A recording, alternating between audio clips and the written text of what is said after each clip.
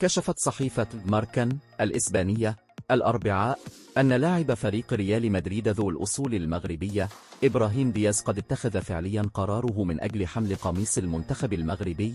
واستندت الصحيفة في خبرها على مصادر مقربة من الجامعة الملكية المغربية لكرة القدم تحدثت إليها، وقالت: مشكل تغيير الجنسية الرياضية للاعب ريال مدريد إبراهيم دياز في طريقه للحل، وستتم بعد بعض التفاصيل الإدارية الصغيرة. وكان إبراهيم دياز البالغ من العمر 24 سنة لاعبا إسبانيا دوليا في جميع الفئات، بما في ذلك الفريق الأول، حيث ظهر لأول مرة ضد ليتوانيا مع وجود الناخب الإسباني الحالي دي لا فوينتي. وأضافت نفس الصحيفة: من المنتظر أن يتم استدعاء المهاجم دياز على الأرجح للمشاركة في كأس أفريقيا للأمم مستهل العام القادم بكوت ديفوار.